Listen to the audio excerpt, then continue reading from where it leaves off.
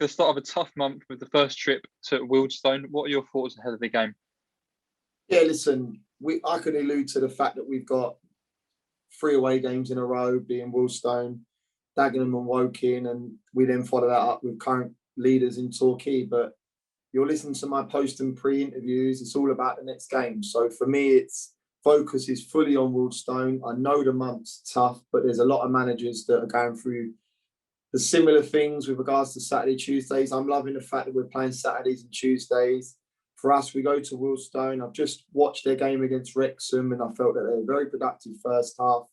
I felt that Wrexham adjusted slightly to get themselves back on the front foot. And quite rightly, I believe they were 4-1 winners. But Wealdstone will come here. They lost 4-1 to Darlington, drew 1-0 against Torquay, lost 4-1 to Sutton, drew 0-0 to Eastleigh, and obviously lost 4-1 against Wrexham on Saturday. So they're a team that's never beat. There is a team that they've got a good morale, a good togetherness. So, yeah, I don't expect anything but a tough test come Tuesday evening. Obviously, a huge thing for us has been the lack of goals, and Junior finally got his first goal since his return on Saturday. Hopefully, they come like London buses now. This is it, yeah. Listen, we've scored 8 goals in our last 4 games. You look at the 2 against Yeovil, the 3 against Altrincham, the goal against Bromley, and obviously 2 again on Saturday. So compared to where we were probably 3 to 4 weeks ago, we're getting a better goal return. We're a little bit more front foot. I'd say that's probably our best performance of the season against Solihull. I'd put it up there as being probably one of the best performances in a year. You put Barrow in that. I felt us and Barrow had a right tear up.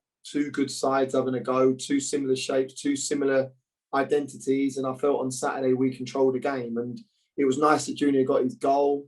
To get that off his back, because I think that he's been chasing that. I spoke to him prior to the game about don't go forcing it because it won't come. Get one off the back of your bum or off your face. And I felt that he took it superbly. Could have probably had 2 in the afternoon.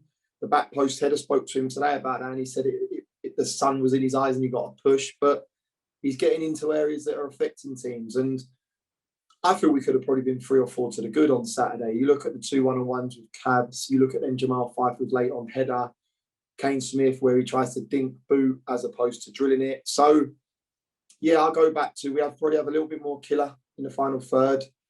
Got a little bit more assessment of danger in our final third because they worked a little double overlap around the back post within a minute and they score from it. And then we come out like the parting of the sea for their penalty, whereas we should be coming out between the posts, being nice and regimental and rigid. And we need to ensure we're getting back to that sort of mindset of keeping clean sheet because we are starting to get goals in our game. And I said that a couple of weeks ago in an interview that if we get a little bit more offensive, do we get a little bit more lax in the defensive unit? And I think that we need to get that balance now where offensively we go and get goals, but we're still regimental, rigid, and we can start to get back to keeping clean sheets.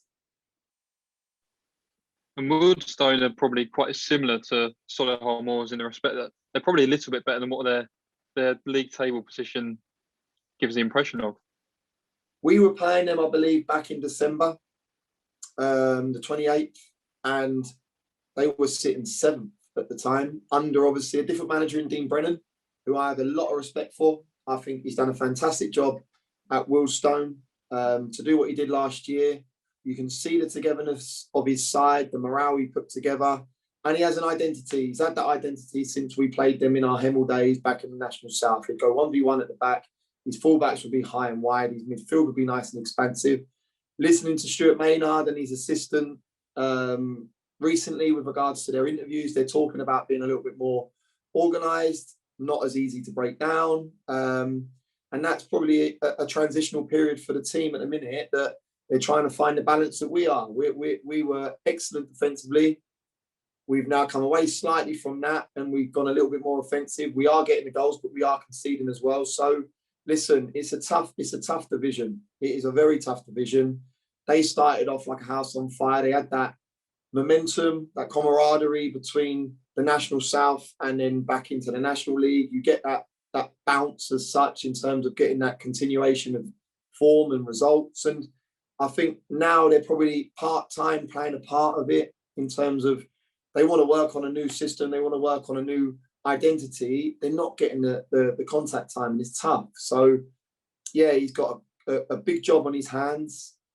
I'm going there, we're going there fully prepared because they are a good outfit. On their day, Denon Lewis, I think, is a very, very talented individual. Mendy, a very talented individual. You look at Parrish, just gone and got his goals. Watched him against Wrexham, he's off the shoulder, he's bright. You look at their likes of Phillips playing right side centre half. He's a centre midfielder. I remember him as a centre midfielder, so he handles the ball superbly. So we've got to be cautious of that. Corley loves a left to right diag.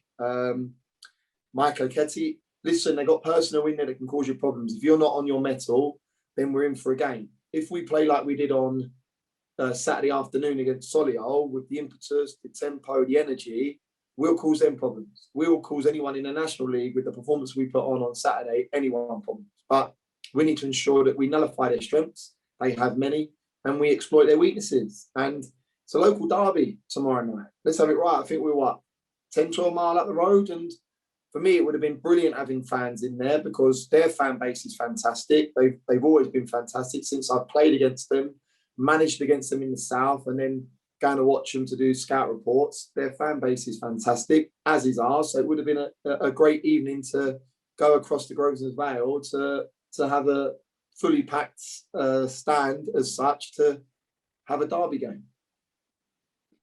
And February as well, a month where we picked up quite a few injuries. So for that reason, a month you're probably excited to see the back of. How close are we to seeing those faces return to the squad? Rico's back in the squad tomorrow, which is good news. I could have probably put him in the squad on Saturday, but he only had 2 or 3 sessions under his belt, and we had an honest and open conversation about where he's at. Rico's one of them players that, you know, if he's feeling it, he's feeling it. He isn't one to chuck it in. Matt Reed, great news on Matt Reed. He's going to be coming back a lot earlier than expected, as long as that is to continue. So I don't want to put the mockers on that. And Champ, we have an end date for Champ with regards to his return. So hopefully we can get him back on the pitch within 2-3 weeks. And like you said, look, we've got 7 games scheduled for March, an 8th potential in Weymouth. That's Saturday, Tuesday throughout the month of March. We need the bodies. We need the personnel to aid the group, because to wheel out the team week in, week out, it's unrealistic. You're going to get fatigue. You're going to get tiredness. We're travelling all around the country. Fortunate enough for us, we're going up to Wealdstone, we're going Dagenham, we're going Woking in quick succession. The mileage isn't there. So that's quite a good thing. We're cautious with our sessions, our 2-day recoveries as such. And for us, we just need to ensure that we're getting the best out of the group come 7:45 on a Tuesday and 3 o'clock on a Saturday.